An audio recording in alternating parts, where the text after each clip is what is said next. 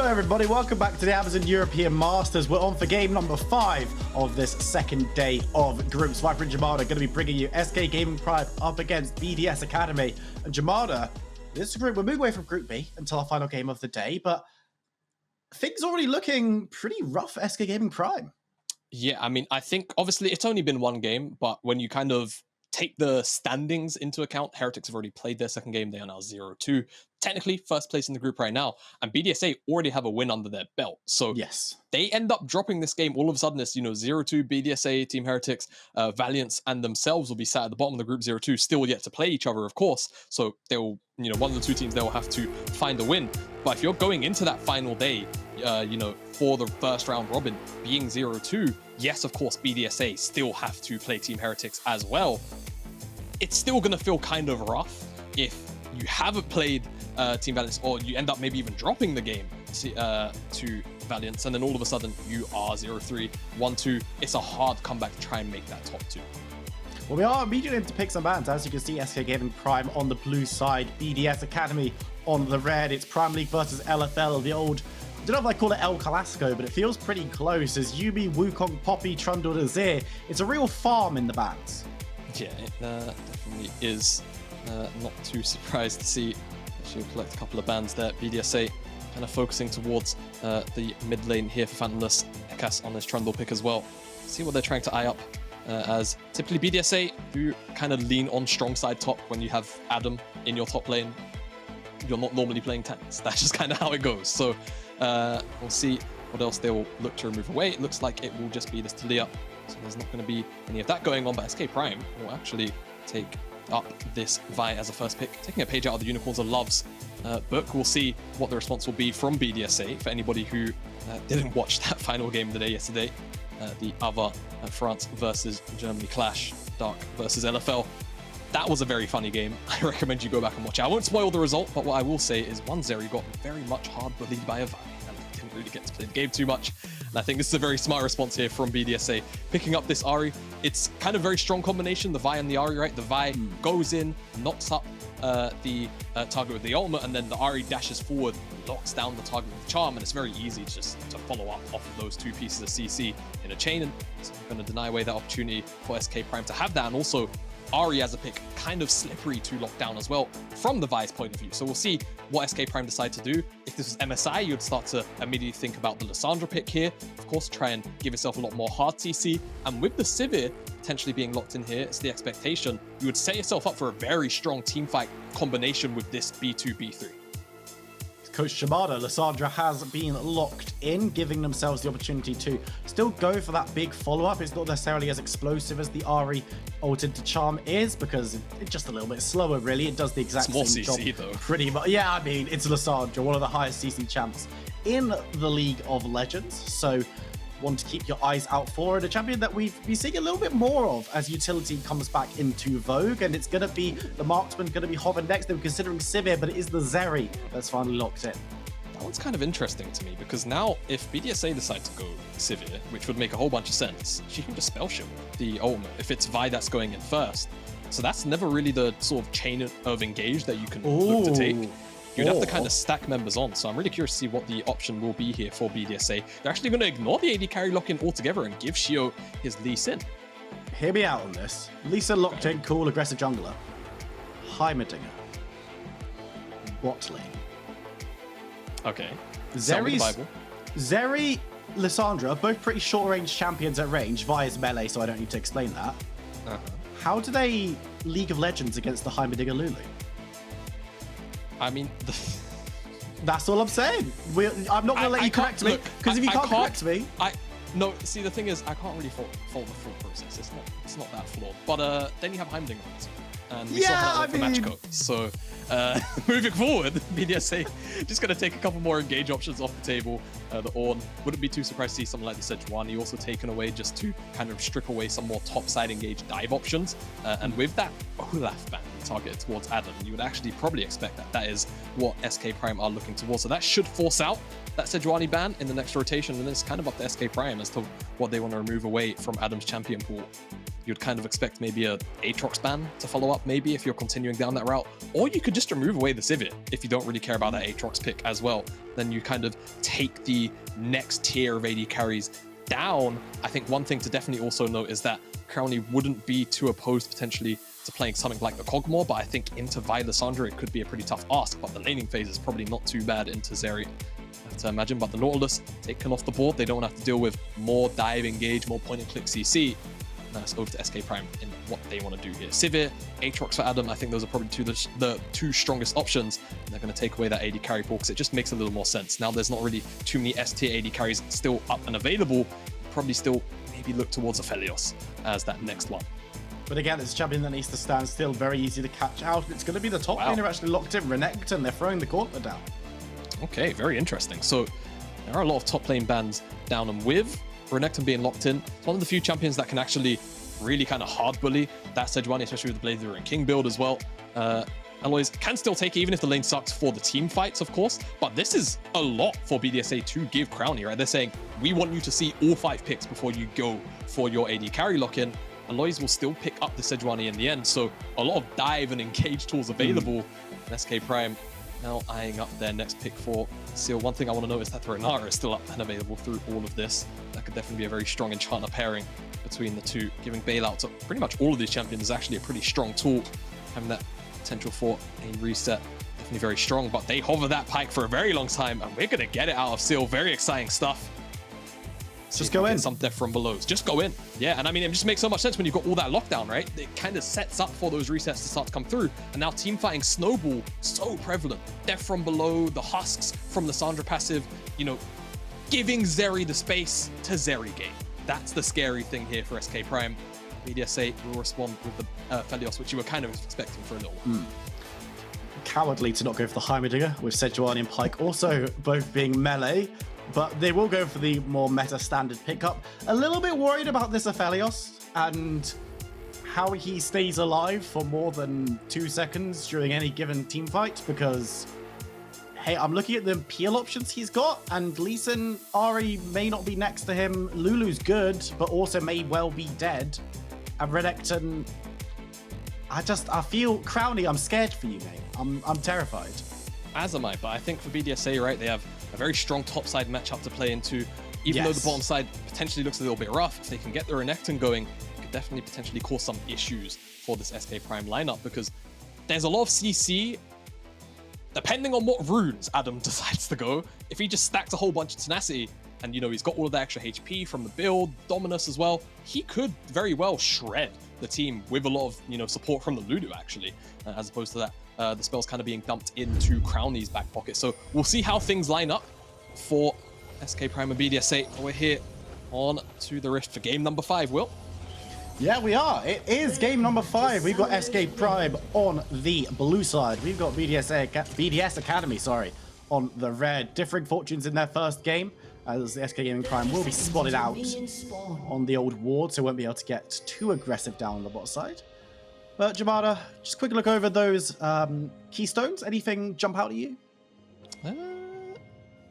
Nothing in particular, no.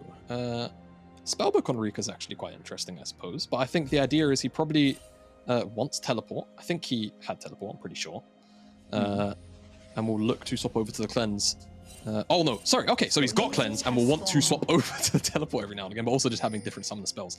Very important, but it's just a very clever adaptation that you'll every now and again see into this Lissandra matchup, as topside BDSA don't think they'll actually pounce. Ooh.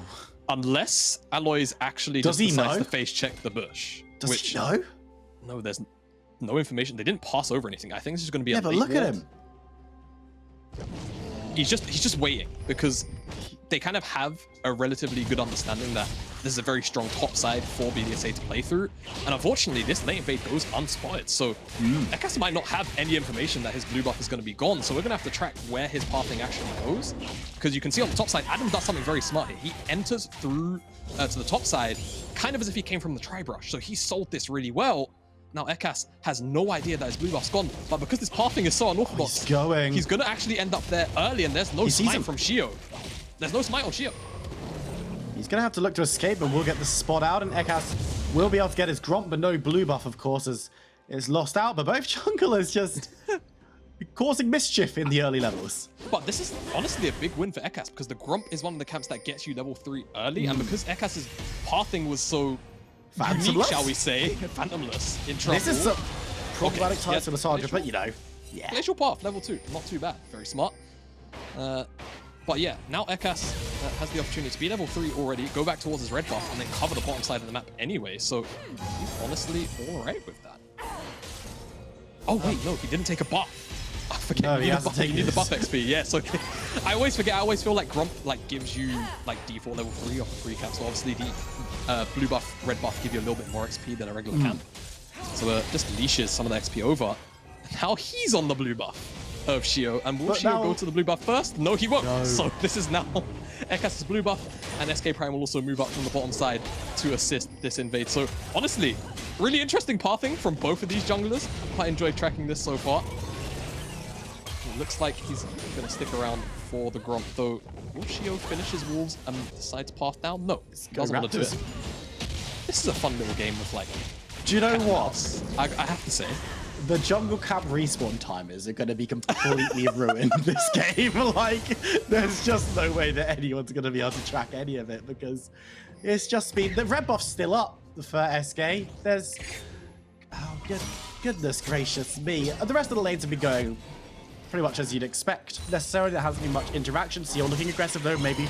Gonna go fishing, finds a Lulu. Erdote flashing away from the gank and putting a bit of damage down onto Eckas as he moves away. But let's talk about BDS Academy for a second, shall we? Jamada, I know that you had a chat with Middlecott, who's done some English coverage of the LFL this season. And what do you make of this team coming into this tournament? Yeah, so I mean, BDSA had a bit of an up and down summer split, to say the least. But one thing that they were always pretty consistently able to do was utilize Adam's laning strengths and kind of play a very strong top side, right? Reeker, individually, even though he might not have had the best LEC spring split with Mad Lions, is still a very, very talented mid laner in his own right. And they've been able to utilize his skills a lot better than that Mad Lions lineup were able to. Work a lot stronger as a unit. So Sheo will be followed over with that Vault Breaker. Yeah, caught out, flash. Yeah. Not too bad. And you'll see BDSA often try and play around these lanes very frequently. It's why very good sort of information at the gathering attempt at the early game from Alois to kind of see whether or not they were going for that lane invade. Obviously missed out here, so this could just be death. I think Eckas can just flash and him just about cancelled. Okay, Adam, you recall, mate. That'll be that'll be a good time for everyone involved. But SK looking the more active of the two sides so far. Yeah, I mean, I think it's been activity on both sides, right? It's just about SK Prime. Maybe it feels like they've been yielding slightly bigger results on the sort of responses as Reeker looking for a little bit of information here. Would actually just complete this roam Reeker entirely? No, he doesn't want it. Might catch Phantomles on the rotation though. Sheo moves in to steal away the Raptors, but at this stage no one owns any camps because both junglers lost the right to that with the early game pathing and whatever they're still doing. As red buff is still level 1. Bro, nah. But for real, Sheo and Eckas, if you is in shambles. I can hear Veteran crying from here. Sheo's still looking to invade, and they've got both teams have committed to this shenanigans. Looking forward, but can't find the hook. The damage coming on Phantomles, who will be able to ult himself, caught up. The BDS have multiple members. Sheo diving forward, so is Reeker with the ultimate. The damage is there from the Ahri. The flash fail! First blood goes over to BDS Academy, and Reeker and Sheo finally tries to start up this red buff. Oh, it's a disaster, man. It's just a full face of it's just mud in Phantomles' mouth as he hits the wall there with the flash. But that looks so good for SK Prime. They had the level 6 from Phantomles. They had the opportunity to try and lock down Sheo. No flash on him. They could look to try and burst him down, get a lot of chain CC going. It just doesn't work out. It's such an excellent charm from Reeker. You can see here the flash forward from Sheo, of course, also goes wide, and that's a crucial thing to note. But with Phantomles being locked up by that charm, the CC follow-up was maybe always going to be a little bit limited, and yeah. That's rough. Slow-mo zoom in on that. Come on, lads. The observers. Causing as much mischief as Sheo has been so far in this matchup. But that is first blood going down. Again, Dragon not taken super early because it is a time commitment, and Lee Sin and Vi have been busy They've been busy. Doing? They've been busy.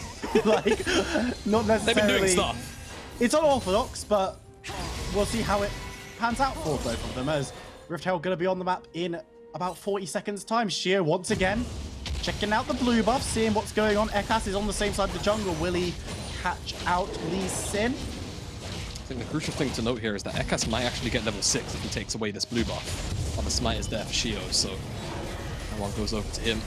Alois was making the rotation down. Maybe if Eckas had smite, he would have gotten in range for it, but unfortunately, not able to steal that one away. Taken by Sheo. Yeah, really in love with that topside jungle, trying to do what he can to facilitate any kind of lead he may for Adam, who has actually secured himself a pretty big CS lead 1-to-1 with Alois. 500 gold lead, not too shabby. Going towards that Blade the Ruin King, of course. That's kind of the big point of power at the moment for this Renekton. See how he can dominate the 1v1 on the side lane. Despite all that, though, right now, SK Prime, they've started this one up, but they don't have first move from mid, and Adam can very quickly rotate down. With the ultimate, catches out Sheo, dives back forward, looking to escape, but the Vi ultimate follows him all the way, and Phantomles secures the kill. Now Reeker in retreat, caught out by Seal. He goes fishing, finds a fox, caught up with the ultimate, and has to cleanse away. Erdote is here for a little bit of support, but the objective will go the way of SK Gaming Prime. It's in Eckas' pocket. Yeah, really good stuff from SK Prime. Just very decisive on the engage there, and they're able to pick up themselves a kill. Also, the Herald. See what they get done with it. BDSA, it looked like it could have been potentially good for them. This is a 1v1. Gadget, though, against White-Red. Crownie's Aphelios. Armor will be blown on one side, but not the other. So Lightning Crash will go on cooldown. Definitely, I think, a fight that, if I had to wager a guess, Crownie would have probably won, given his gun combination. So strong in the 1v1, but look at this. Up on the top side, whilst all of that was going on, Adam didn't end up rotating to the Rift Herald Skerfuffle because he recognized his team was losing. So 3 plates to his name. Has to be approaching that Blade Ruin King pretty shortly, you'd have to imagine. Should be sat on a fair amount of gold with all of the extra plates he's picked up for himself.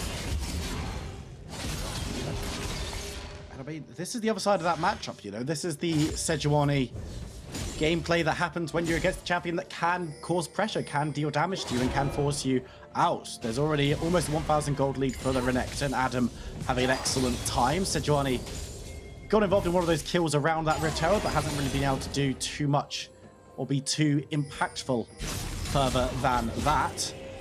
And it's going to be a much different game for Alois, you've got to imagine, than it was for Chasey last time around. Yeah, definitely so. A lot harder to navigate this matchup. That's why you pick it. And even though SK Prime, they knew they were picking into the Renekton, they obviously want to utilize the strength of this champion in the mid-game team fighting prowess that it can bring. As SK Prime, seems like they're maybe eyeing up something around the bottom side of the river, but they're just going to kind of disengage it.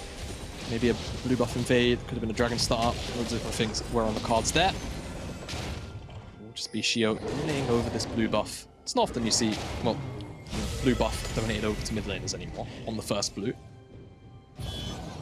Been a very long time. Yeah. I'm entirely honest with you.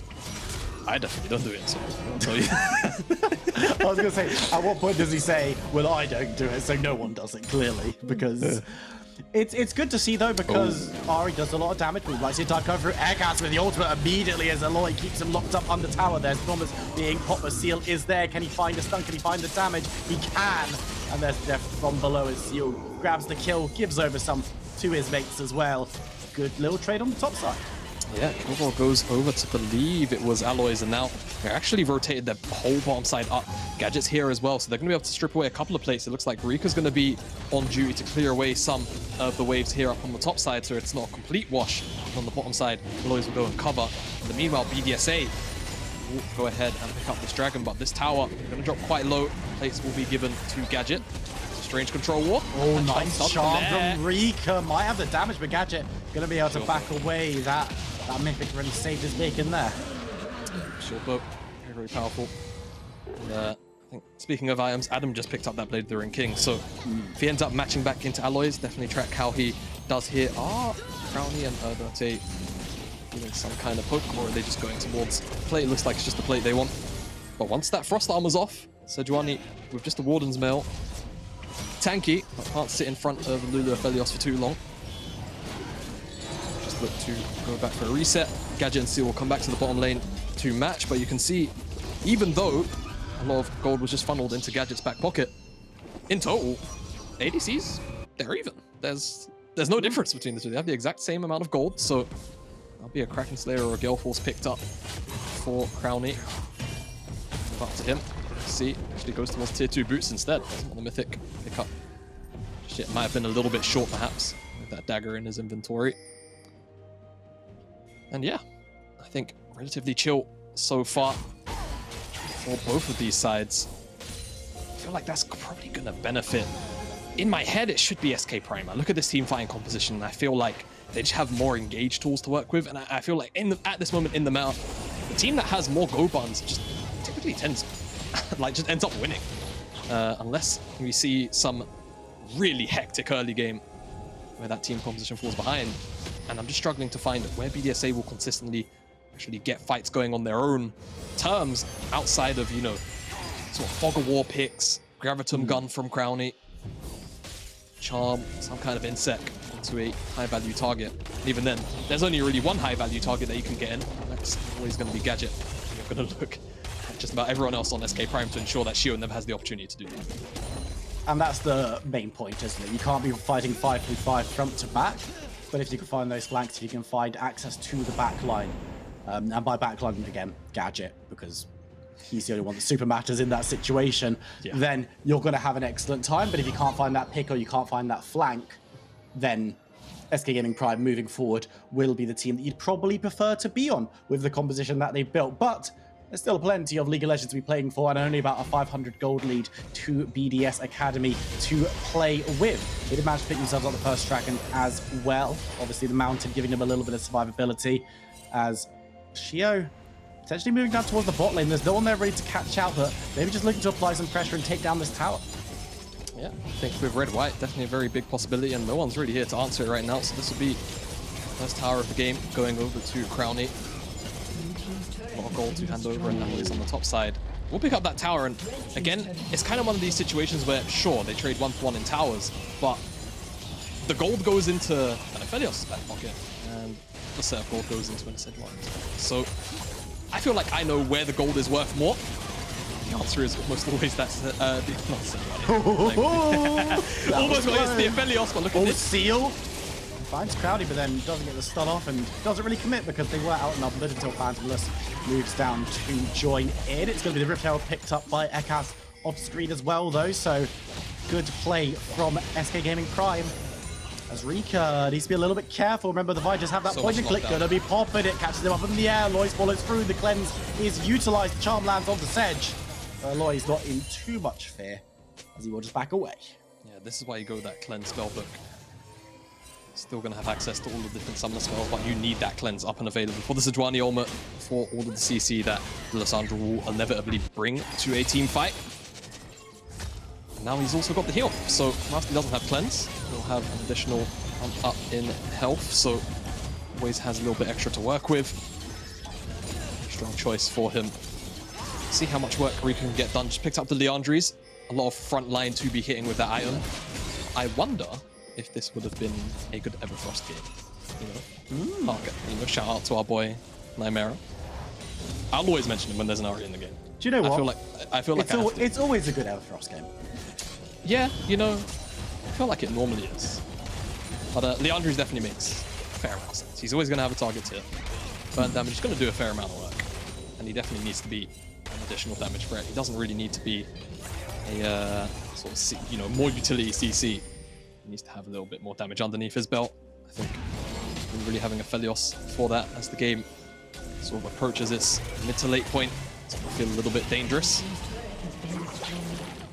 BDSA, speaking of them, they're in the river first for this dragon. SK Prime, they've got the numbers in the mid lane, but they're actually not able to get themselves far enough up to clear out this wave. So the priority goes over to BDSA. Will they get into the river in time? Will SK actually force numbers in? It looks like they will. Now they're just kind of playing cat and mouse. Yeah, it was Alois being a little bit slow to the play, but as soon as he turns up, there's a front line, there's some support, and the Rift Herald is going to make some noise in the mid lane, which means the BDS Academy are going to have to step forward and try and take it down. The charge comes through, about half health on that tower, but this gives SK all the time in the world to move on forward, to take a little bit of zone. Reeker missing out on the charm is pretty big, diving forward, looking for more, but can't find much. What's Pyke going to do here? Catches Adam, but he doesn't take him over the wall, and the Renekton's not really someone you want to throw into your team as Reeker throws himself towards the enemy team. Alois moving forward, gets the stun onto Renekton. The damage coming through. Gadget with the ultimate, looking to burn through the top lane, but can't find too much. Alois goes low, Phantomles goes golden, but could well be assassinated. Sheo dives forward to pick up the first kill of the fight, just like that. SK Gaming Prime forced away, looking for a hook onto Adam. We'll be able to find it, but the follow-up is slow. And BDS are wanting to stall up the objective.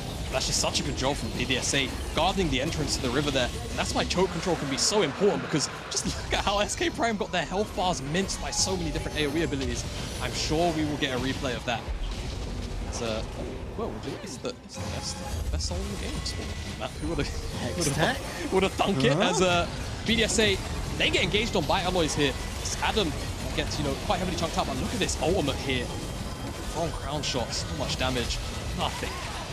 SK Prime Phantomles can do about it after the initial engage. That AoE just kind of means that that's a lost fight for SK Prime as soon as it begins, and it all comes from BDSA holding fast in that choke, and Adam being such a big, beefy health bar that no one on SK Prime can actually get through. Which could be a problem for them, especially in that mid-game where these picks are still super impactful and exactly how BDS want to be playing the game anyway. When the vision of the team comp and the most effective style of play at the time coincide, that's when you start cooking and you start performing. And for BDS Academy, of course, 1-0 up already in the group, unlike SK Gaming Prime, who lost their first matchup. If they can win this one, BDS that is, they're setting up a real gulf in the middle of this group stage and setting themselves up for a good time. Of course, still yet to face Heretics, which, if you've been watching European Masters, you know that's not super fun to do at the moment. They're pretty good too. It's funny you mentioned that, actually, because I hold that point. Crownie might be called out. Teleport coming on through. They really want to take down this Aphelios, but he's going to be on time with the Gale Force, and SK committing a lot, but ultimately gain very little. I mean, they get the flash out of the Aphelios, so not too bad. A re-engage later on could mean he's dead. There's no McHale's either as Alois. Just caught out the re-engage there from BDSA. Means that he drops, and now they can actually pick up this mid lane tier 1. SK Prime is going to have to just yield this entirely. Really nice response from BDSA. Very, very sharp on the trigger for response. But yeah, what I wanted to kind of talk about is Reeker continues to fish for picks. Maybe that's the whole point, because these two teams don't really want to give this one up just yet. Yeah, Bluff's going to play around and gets out of range of Seal, who once again could cast the line and Hope. Unfortunately, Hope was all he called that time around, but they are prodding and probing and looking for an opportunity. Both of these teams still feeling in a scrappy mood, but I don't know if SK Gaming Prime really want to feel that way, because it does just favor BDS Academy. At the moment, it just feels like the team fights are going in favor of BDSA, right? They've been able to utilize the charm from Reeker to burst down that target so quickly. Crownie's had multiple strong ultimates as well to work around. I think SK Prime's composition is just going to need a little bit more time to come online so you can kind of recognize some of that front-to-back power.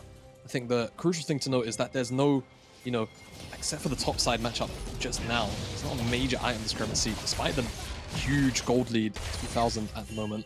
And that's always one thing you kind of have to track. Sometimes gold leads can be a bit deceiving, right? Item completions are what change how champions work. It's Adam. It's going to be a lot of damage, actually, because there's Reeker. Yeah, Reeker comes on through. Eckas has to go golden to give some time for people to turn up, but no one's turned up for anything, and he goes down. That Phantomles using his ultimate to get away, but Seal's also being deleted, and now Phantomles may well go the same way. It's a rout as BDS take 3. That's a complete rout, yeah. I mean, I'm not really sure what Eckas was thinking there. Could have just tried to loop away. Gets collapsed on now with all 3 of those members going down. That should just be barren for BDSA.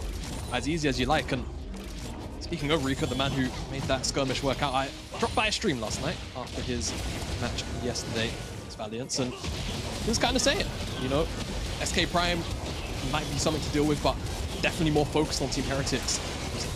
Not all too impressed with his team's performance yesterday as a whole, himself included. More looking forward to the matchup against the Spanish champions. Right now been playing as if he's just trying to fast speed run towards that matchup. And of course, at this rate, 2-0 both of the teams will be looking at as, Eckas, I mean, maybe he's expecting faster follow-up from Phantomles, but it looks like the trade actually came in from Reeker beforehand. Phantomles a little bit chunked out, and yeah, just gets jumped onto, and then Phantomles, confusingly enough, goes in after the fact. Still gets caught out on the rotation. Loads of different decisions just being capitalized on by BDSA. Not really too much to say about that one. Bit of a head scratcher. SK Prime there looking for a pick. Adam is a little bit too damn tanky, to be honest with you. But look at Phantomles, because he's a little bit of fog of war. BDSA can spot this one out via Adam. Back it is dark for BDSA, and SK can jump onto Adam. They're committing members, but nice flash to avoid the ultimate from Sejuani, and now they can look to turn it around. The speed is popped as Seal goes low, but we'll be able to get away. Adam still chasing forward, looking towards the Pyke, as Eckas wants to clear out these minions and make it harder and harder to dive. But Sheo gets the kick back onto Alois, who's caught up, but they're looking to move forward onto bigger, fishier targets. Gadget diving around, but will go low. The exhaust secures his fate, as it looks like BDSA gonna take everything that they want, really. Eckas the only survivor, and they can grab the tracker as well. Yeah, it just feels like, to me, SK Prime in general, they're doing their best, really, to stay competitive, right? Stay kind of proactive there, but just absolutely removed surgically by BDSA. Flank gets caught out, and all of a sudden, SK Prime in a super awkward position where they're just being collapsed on their side of the map. Back down towards the bottom side. See, it starts with a pick, an attempted pick onto Adam. Glacial Prison goes right, and at this point, so many members are out of position because they tried to capitalize on the initial part of the engage. That Adam's able to punch out Seal with the teammate there. It's actually Phantomles, I think, in the end, ends up clipping him. And yeah, too much of a collapse is now Adam. A lot of trouble here, chased over by Alois, and members of SK will be able to find him. That's a nice pickup Do they just for flip the Prime League side. Do they flip it? Looks like the answer's going to be no. Crownie has Infernum and Light Gun, which is not like the best combination of guns in the world, but for a clumped up teamfight in Baron, honestly, you take them. As it's like they launch disengage, walk away with a pick, be happy with that. The SK Prime, I feel like this was kind of a criticism I had mentally of them yesterday. Whilst the bottom side of the map was kind of being slammed by Jack Spectra and White in with the Nami Lucian, it felt like they had the opportunity maybe to try and play towards the top side, find, you know, some kind of leverage and gold there, and they never ended up doing it. And then it kind of bled into a mid-game play pattern where they weren't really too proactive either. This game, it feels like there's been definitely more signs of life, but BDSA have just responded so quickly to shut those down. It's felt almost impossible to really find some skirmishes. Now Seal's in trouble. Seal. They found him, and the Pyke goes low. Members commit forward, and he's just a little bit too squishy. Caught out Reeker with the final skill shot to take him down. BDSA, they feel confident starting this one up. Yep, no reason to doubt them here. And Seal just caught out of position, poking a Prodigy, trying to find some kind of vision in the river for his team, but just goes down. Does enough with his own movement, but you say too squishy. And now BDSA, this Baron's theirs. You'll have to imagine they're going to try to look to open up the base at the very least with this buff. So far ahead. 9,000 gold. This Baron buff. Let's see what they can do with it. Feel like they're going to be comfortable to break some too much outside the base, because they've already taken 2 inners and all the outers have already fallen. Crownie moving forward, looking to get onto Phantomles, but Lissandra a little bit too quick to get away, but the tower can't escape, so that one's going to be falling. 25, almost 26 minutes on the clock, and the first inhibitor will break down, or the inhibitor tower, I should say. The inhibitor itself will stand. A bit of a bounty collected on the bot side for SK Gaming Prime. They will lose everything on the top side as well outside of the base, and that just means it's inhibitor towers or nothing. As SK, can they clear out? Can they survive this? I mean, they don't really have too much wave clear to work with. They do have a lot of engage options though, so if BDSA split up a little bit too much perhaps, but look at Reeker. All the damage going down onto Alois. That's a lot onto Sejuani. Polymorph and almost assassinated, but looking to get forward now. Reeker on the side, putting in damage on the Phantomles. It goes on the last second. They just don't have enough, but they're looking to try it anyway. As Gadget strafing forward, looking to pick up members, but the front line's gone, and Gadget is chased away. Members are committing, Sheo. their health bars are low, as Sheo arrives in the fight as well. BDSA, Adam on a triple, can't find the Quadra, because it's Reeker all the way, and BDSA can push forward and end out this game. It's a full house to end this game for BDSA. Double, triple.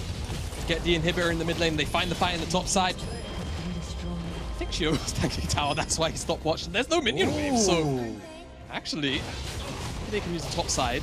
Phantomles will spawn up. This should still be game. But maybe they just play it safe. Don't give over some kills.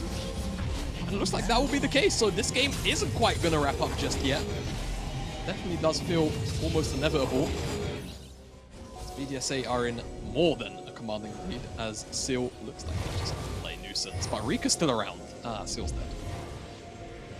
Through and okay, Seal's actually alive. the charm missing means that Seal is very, very capable of getting away. Now it's going to be Sejuani chasing towards Alois, or Adam even, because Alois won't chase himself as he's looking towards Reeker. There's the Banshee's Veil popped, he goes golden. Who's coming in? Erdote is running. He's only got 4 legs and turns the damage around as Reeker goes long to Walker and saves him. And now he can secure the kill, chasing forward Sheo. Might be a little bit extended there, but he goes in regardless. The kick onto 2. Gadget is dead and he's chasing towards Phantomles. Adam's there as well. He's cut down. Crownie with the kill. As I don't know, Eckas, I don't think there's any way of you re-engaging this one. Adam still has that Baron buff and is diving forward. Seal hangs around, he's invisible, but all he can do is sit and watch. Can he find anything? Reeker gets hooked, but I don't think the BDSA have any real worries. It took them a little bit longer than we maybe expect, but they will pick up the win over, oh my goodness, Seal. That's not fun. BDSA 2-0 undefeated so far in this group.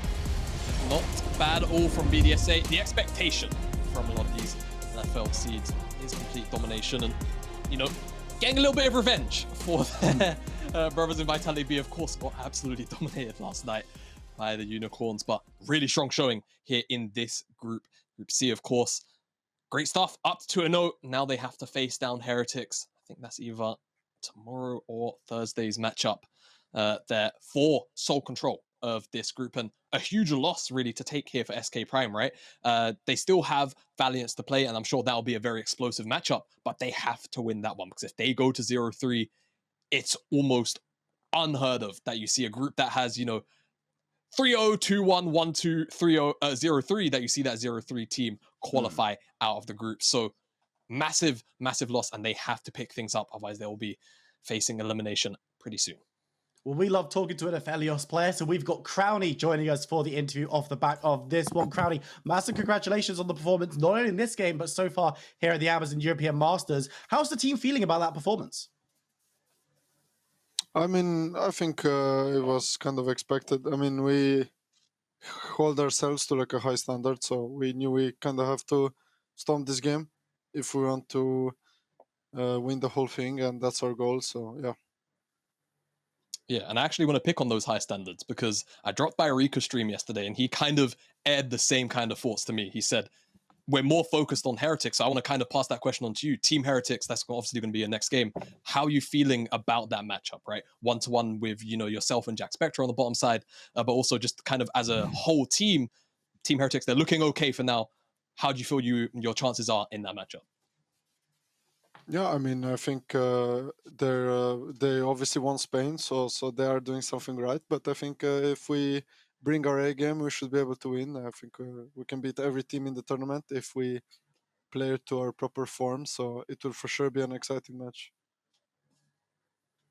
I'm really excited to watch it happen. I guess the final question for you has to be just as going forward, you've looked so dominant so far as a team. Yeah, there have been a couple of plays that maybe haven't gone exactly as you'd want. Have we seen everything that there is to see from BDS Academy? Is this the style of play that you want to be perfecting and honing, or do you have other stuff up your sleeve that you're ready to pull out if you need to? No, I think we have a lot of things we didn't show yet, so I'm excited to go deeper in the tournament and to show more. And yeah, I think as opposed to like spring, we do play quite differently now because we have like new players, but so far, I think it's going good. And as I said, I think if we're on form, we're for sure one of the best teams in the tournament. And I'm excited to show more games to you guys. Yeah, and I kind of want to ask, because you said you brought in new players, obviously. How do you feel like having Adam and Reeker on the lineup has changed your spring iteration? Because it felt like definitely BDSA probably should have gotten out of the group last group stage in spring. Didn't quite manage to do it. How do you feel like Adam and Reeker will potentially change things for you guys? I mean, I would say like in spring we played like more controlled, more for like slow leads and just Drake setups and just stack Drakes. I mean, we still kind of play for Drakes, but I think we're more explosive now with like Adam Reeker. Reeker is very good at like calling fights, and he's pushing people to like, you know, play aggressive or like step up and to play more like LPL does. I suppose you could say that. But yeah, I think that I would say that's the biggest difference as opposed to Spring. In Spring, also the meta was different, right? I mean, there were still like hyper carries, but they were like a different type. It was like Jinx and Aphelios, and Jinx Aphelios, yeah. the supports were more like tank and melee supports and stuff. While now it's like trash and stuff. While now it's pretty much just enchanters, and the fights are very like, people are just looking at each other, and then like Ahri Charm or Violets or Lissandra, Wukong. So I would say the meta changed a bit, but I think it actually benefits us. For example, Renekton is very strong, right? And I think Adam is very good in that champion. So I would say the meta right now is good for us, and we kind of took a few things away from when they lost the LFL final, and I think everyone is very hungry to prove themselves. I mean, that explosiveness was definitely seen in this game. Crownie, massive congratulations on the win. It's always great to speak to you, and good luck in your matches going forward. Thank you very much. A little shout out to you as well, you know, LPL style, making you feel at home here in game number 5. Let's have a look at some of these explosive plays that came out from BDS Academy, because it really did just look like from the off it was going to be them.